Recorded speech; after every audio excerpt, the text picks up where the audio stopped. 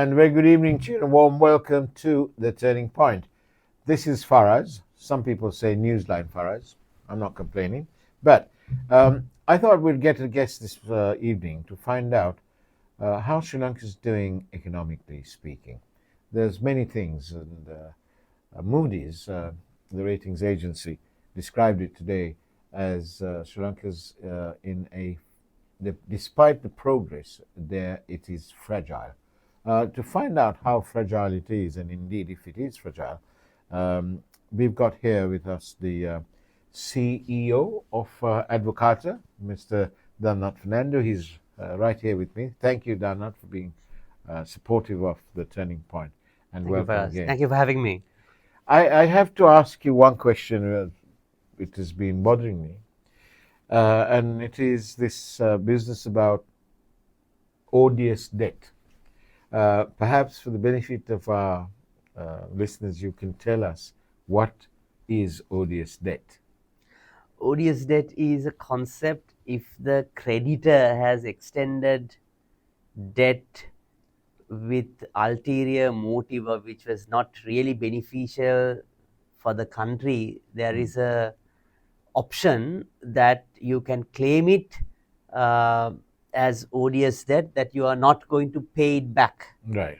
If it wasn't beneficial enough, and at the same time it was given with wrong motives like for corruption, so on and so forth. So basically a loan has been given for some project which in simple terms the people didn't benefit. Absolutely. It only benefited a select group, basically to extract money out of the country's treasury. I really cannot recall the exact definition, so don't hold me into that. But the concept is widely that. Exactly, widely that when it's given for a bad reason, you basically, because ultimately the people, on the basis that the people have to pay for it is not fair. So because of that, we are not paying it. Is the concept. It's very, very. I think it's been many years before when I think it was Spain that didn't pay because of that same concept. But just widely thinking about it, and I know you're more economist than law, and so is there anything that you can think of, some loan that perhaps Sri Lanka could have, or could even now, I suppose, ask it to be considered as an odious debt? In my view, for us, very unlikely, because in that case, we have to prove that the government which was in power was undemocratic, or which was borrowed for wrong, with ulterior motive. And I'm sure we had taken a lot of bad debt if we can prove it. But process is very onerous, isn't it? Exactly. So that the process is very time consuming, and by the time when we resolve that process, already the damage could have been much severe than what we experienced. So I wish that it can be claimed. Okay, so onerous debt is difficult to prove because the magic word you used there was democratic. Fortunately or otherwise, all presidents and parliaments have been elected on a democratic basis. We've had independent observers who've been here, and by and large, they agree that it was free and fair elections. We may have differences in opinion about that, but by and large. Okay, so the chances are very unrealistic. Chances are very unrealistic. Again, I wish that if we can get a better debt cut or a relief, even if we cannot pay anything at all, it's good. But on a practical lens, very unlikely. Very unlikely. It would be nice to get repaid our money for Matale Airport, which is underutilized, and Hambantota Port, which is really not showing up the numbers. But what can we do? We'll go on to more practical matters then. So Sri Lanka is now on target revenue-wise, and I think our reserves are about $6.4 billion. We are traversing towards 7.5. That's what the target is. Correct. So is this enough? We're doing enough? Are we going to have enough money left in the kitty to start repaying, to servicing some of the debt that begins, I think, at the end of 2027 and Yes. 28? So already we are servicing our multilateral debt, Yeah, interest of commercial debt, yeah, and some are mainly the domestic debt, and we yeah, are basically paying. And the bullet payments mainly comes starting from 2028, and also it's a step up arrangement that we have agreed. yeah, The truth is, one reason at the beginning of the show you mentioned the Moody's projection. yeah. One reason why it's fragile is it's not adequate yet, because Right, 7 billion at the moment, 6 billion plus is not adequate to continuously service our debt. right, So we have to constantly accumulate reserves, but the challenge is the reserves or the dollar or the currency, foreign currency is limited, because we have to use it to import. At the same time, we have to use it for building the reserves. So that means you have to have a higher foreign exchange flow yeah, to manage both. And what right, we can see is over the last few months, the central bank reserve collection has been fairly, I would say, conservative, or it's not upticking, it's stagnant. right, So there are question marks whether actually they can hit the revenue targets as expected, right. rather the reserve targets as expected. But the positive point is generally our remittances getting better in November, December because of the festive season. Right. People send more and more money. So Yeah. as a result, we may stand a chance, Yeah. or else there may be a slight depreciation in the currency, because then that means when the central bank buys a lot of dollars from the market, Yes. of course the currency can slightly depreciate by a few rupees, not like a steep depreciation. That may be able to manage, but again it's depending on the central bank strategy on inflation and what they are going to do. So the simple answer is no, it is not adequate. That has to come through economic growth. But at the moment our economy is stable and we are not in a bad position compared to where we were. But we're not growing as much as we ought to be growing. Absolutely. I think that's why the fragile word comes from Moody's, because it is, if you are, since everyone knows that we are not doing any reforms yet to grow the economy. And to grow the economy, it takes time, because if you do the reform now, it takes 2 to 3 years to see the results. So if you are not doing it now, means you are going to have a problem in 2 to 3 years time if it doesn't grow enough. At the same time, we should not forget, over the last few years, weather has been very kind.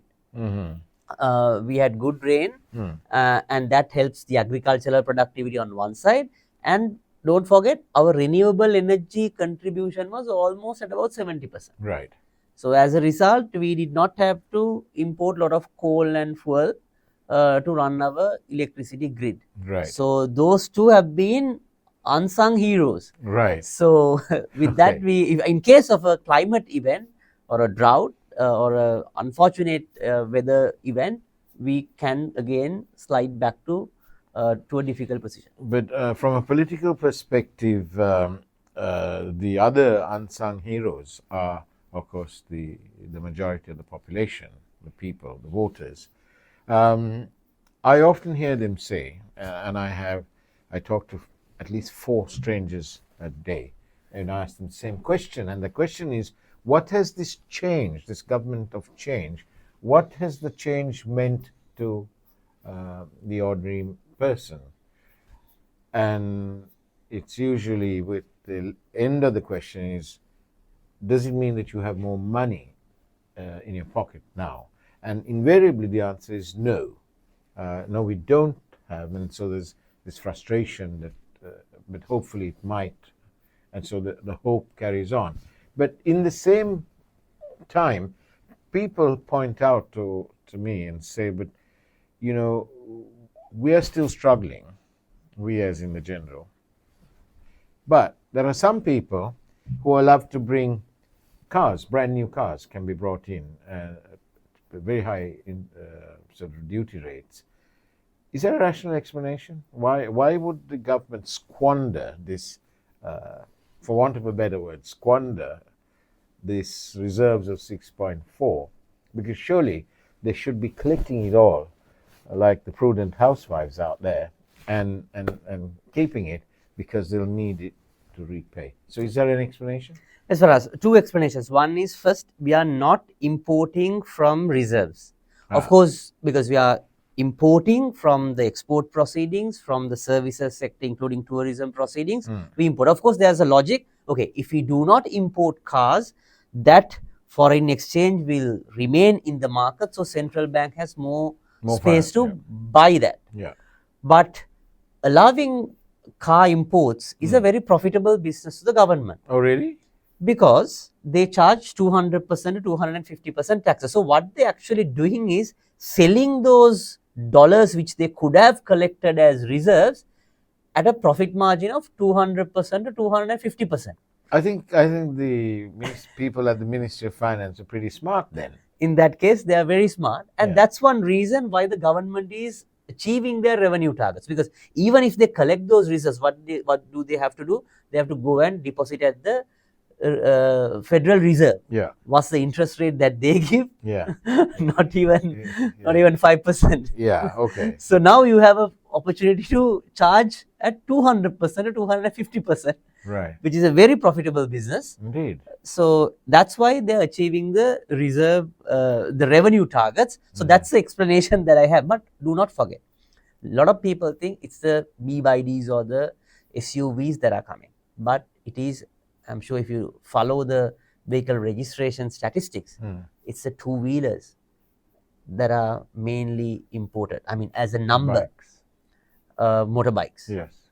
And about, if I remember right, about 10% to 12% is also electric motorbikes. Okay. So it's about, if I remember the numbers right, about 12,000, I think about 12,000. I mean, a greater proportion is on the two-wheelers, and the number of pre-registered vehicles, SUVs, these crossover vehicles are, compared to the number, of course, value-wise, it may have a higher value, but value-wise, it's the unit-wise, it's the two-wheelers. Right. So point is, the common man also bears, I mean, they shoulder the burden. Indeed. Or indeed at importing a motorbike as well. Of course. But that's a fantastic explanation that the government is actually doing better than the Hawala traders. I'm told that the Hawala people just make about 5% here and there. But that's excellent. So the people at the Treasury should be commended for thinking about all this. But this must have been going on for years now. Yes.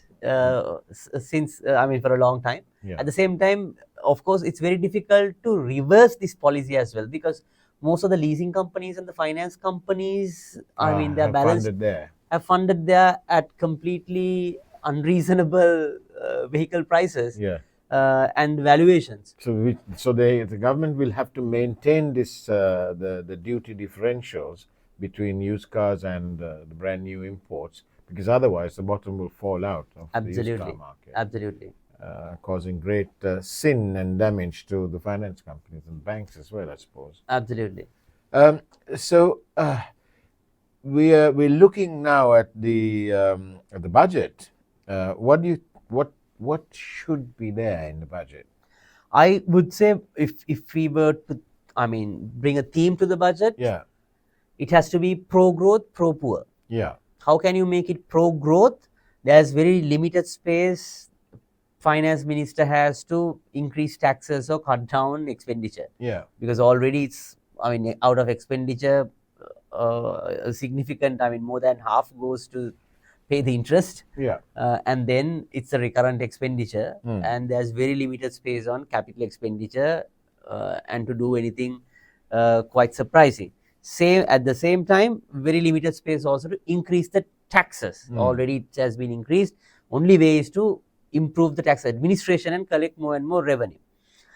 So how can we make it pro-poor? I would recommend, because even President, I saw, I mean, he was at the World Habitat Day saying that the house is, I mean, housing is one of the basic human rights. So our cost of construction is across the board extremely high. Cement, I'm not talking about fancy stuff, just the basic cement, tiles, sanitary ware, steel. Yeah. Those 4 are basics for any basic construction. Yeah. That has about, 50%, 60%, 80% tariffs. Right. And what we are collecting from cess is minimal, because to begin with, not many imports on those categories are coming into Sri Lanka, because the tariff rates are very high. So ideally, to make it pro-poor, pro-growth, that has to come down, because when the construction prices comes down for us, it helps the tourism industry, everybody, Yeah. house builders, middle class, everyone. So Yeah. that's one way to look at it, on pro-poor, pro-growth. And maybe with the, if we have excess, if we have space, again consider the social safety net, Aswasuma, because 25% in poverty and another 10% according to World Bank statistics just above or touching the poverty line. Yeah. Almost about 30% is pretty much at the poverty. Even I would say even the next 10% is not having a very good time now. Yes. They are just also struggling and managing with greatest Yeah, but difficulty. they're struggling at a different, Absolutely. at a different level. This But so different people suffering at different levels. different levels. So everyone is suffering. But They are everyone is different, yeah, suffering at different levels. different levels. Yes. So, but at least to manage that 1/3 of the population, Yeah. consider Aswasuma if we have fiscal space. And but okay, I was going to ask you: is there much that the government can do in this budget? What can we really do to? What can they do to grow the economy? Yeah, well, couple of suggestions. One is yes, cost of construction. Second is actually the land reforms. Right. We are recommending as a policy think tank, Yeah. and even personal capacity, the accelerate BIM Savia. Right. Because BIM Savia, this project is coming from about 30 years ago, from 1990s. They are running it like a torrent system. Yeah.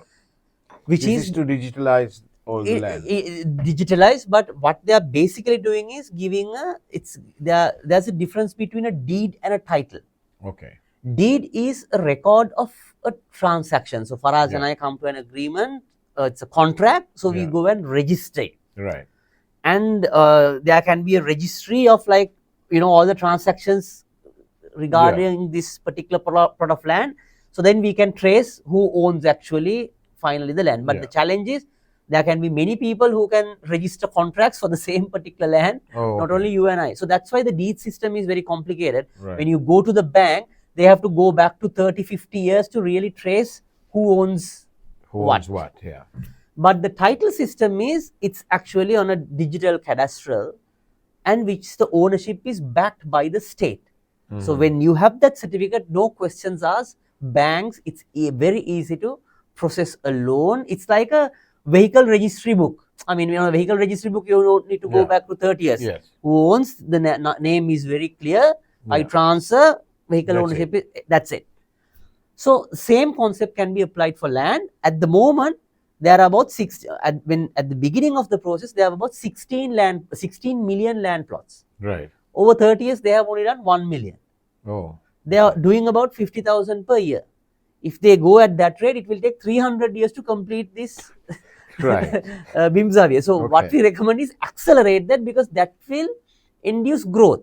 Because when you have the land title, people can go and take credit from the bank, and that means the mason bars, the furniture guy, the curtain gentleman, everyone gets business. Right. That can grow the economy. So that's another suggestion, but it has to have sort of a war room concept, because 50,000 is not adequate at all. Of course, there are challenges. There are not adequate surveyors. There are challenges with the cadastral system. There are challenges with funding. BIM Savia hasn't been funded properly. So all that, there has to be some level of acceleration is the second one. The third suggestion is appointing a tax ombudsman. While everyone is celebrating that, okay, we are achieving the revenue targets, of course, some companies and some individuals has been harassed. And ombudsman is not the tax assessor, but at least on the tax policy level and on the procedure, that at least you have an ombudsman that you can go and complain. So at least it gives some security and safety on the taxpayer's point of view, because otherwise the harassment can continue. Right.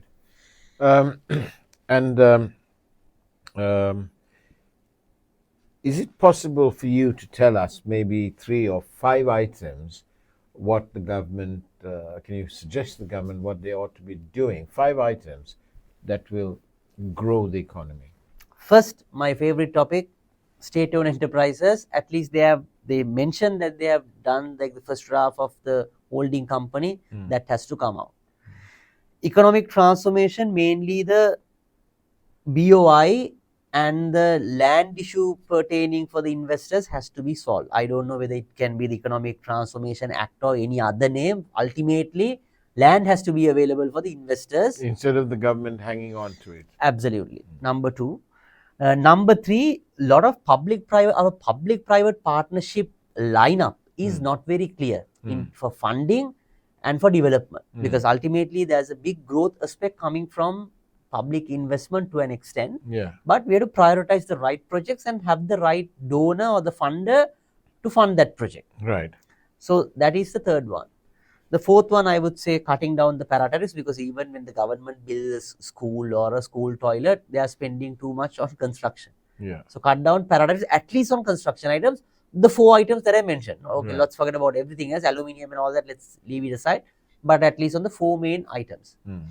The fifth one is, I would say, BIM-Savia, because that can induce growth. If you have fiscal space, maybe better do targeting on the Aswasuma scheme. So those are the 5 things that I would recommend. And what about tourism? I mean, we have the rooms, we have everything, but the occupancy overall over a per annum basis is not much there. Shouldn't the government, or should they be encouraging more flights to come into the country? They should for us, but tourism has, the positioning of a product has an issue which has been in discussion for a long time. Yeah. But again, cost of construction is a key factor for tourism, because if you know our room inventory, Yeah. majority of it is the long tail, small and medium scale Yeah. entrepreneurs who are in this business, Yeah. in terms of as a room suppliers. Yeah. And even the 5-star hotels, they are struggling to renovate their rooms because of the high cost of construction. Generally, you know this industry better than I do. Every 5 years, there has to be some level of refurbishment Yeah. in this industry. So that's why I said cost of construction is important. But to attract better tourists, they have to basically improve the public infrastructure. Because at the moment, tourists, it's very inconvenient. If they are looking at the numbers that we are speaking about, it's 3 million, 5 million, Yeah. we really cannot accommodate that many number of Yeah. tourists. Right. So rather, there's no direct one, that's the public-private partnership lineup that all in a way linked to the tourism goal. But of course, you have to do the marketing right to set the product right, is my view. But there's nothing in terms of flights and all that. Then you have to make the airport levies and the payment structure more competitive. At the moment, it's I think that's a bit of almost an understatement, Dhananath, because according to my sources within the aviation industry, apparently Sri Lanka has got the highest landing and takeoff charges in this part of the region, and that's sort of counterproductive. No, 100%. I completely agree. But I'm not sure, because if you look at the one political capitalization the government is claiming the profits that the Airport Aviation Authority has made. Yeah. And now they are going to invest some of those profits in Ratmalana Airport and some other airports, including the domestic ones. Yeah. So they are earning those huge profits, because by making our airport and aviation center uncompetitive, charging extremely high prices. Yeah. So we are not competitive, so we are not doing good. But if the government is willing to take that risk, I definitely recommend, because we are very uncompetitive in the region. Is in terms of, Sri Lanka is full of contradictions.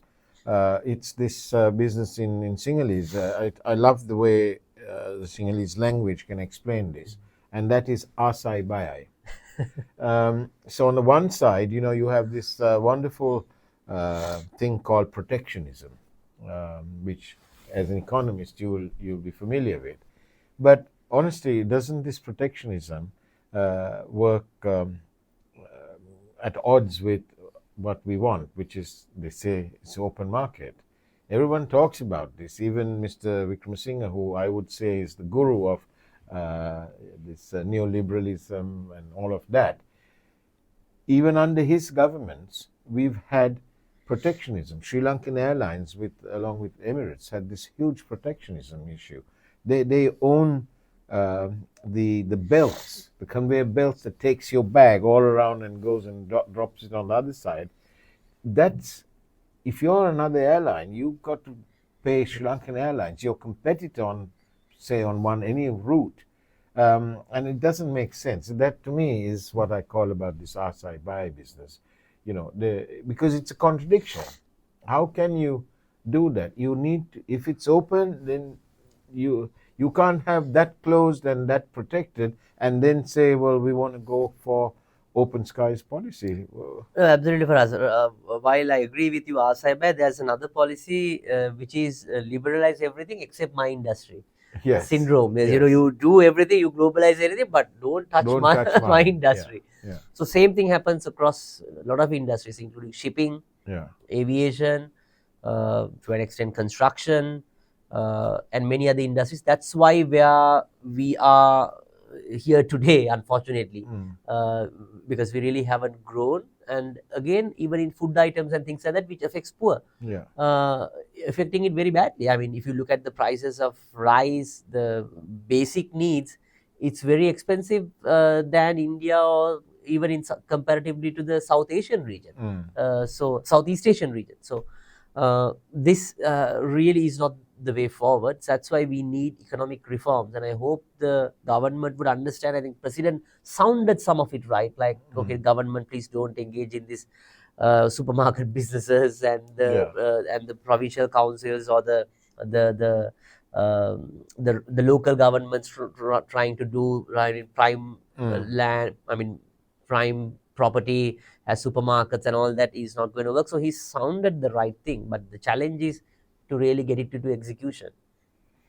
In all of this, they seem to have forgotten all their leftist ideologies. And at the end of the day, Sri Lanka, happily, is going the route of even China went that way. They were, almost a closed economy, and now look where China is. But I'm not complaining, but I just thought I'd rub it in a little bit. But Dhananath, thank you. But very quickly, what do you think? What's the outlook? Positive? At the moment, positive, but all depends on this budget and the next 6 months. How many growth reforms that the government can bring? Depending on that, everything will change. I mean, if they bring the growth reforms, we have a chance. Otherwise, we are slowly sliding away for another difficult time, and it's a matter of time. I'm indebted to a viewer who has sent a question to me on the back of the knowledge that you're arriving here for a program, and that is this. I don't know whether you have the answer to this, but let's try. How much of gold reserves does Sri Lanka Central Bank have?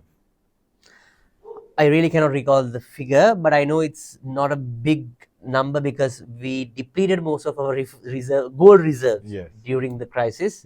I'm not sure how much they accumulated afterwards. I really cannot recall the figure. Right.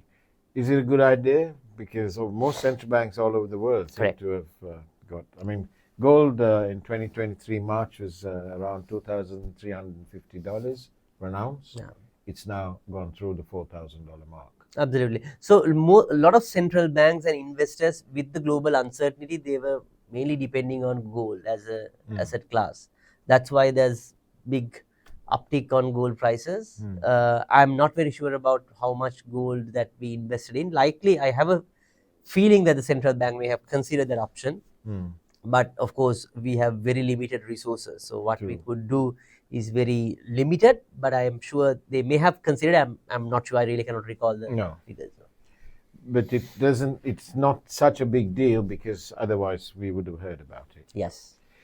Dhananath, thank you very much for being on The Turning Point. Much appreciated. Thank you, Faraz. Thank you for having me. And it's a great pleasure. We look forward to welcoming you again, perhaps after the budget. Thank you. Thank you. And that's the way it was on The Turning Point. Thank you for watching. Don't forget to please press your subscribe button, and take care until the next time. God bless you all.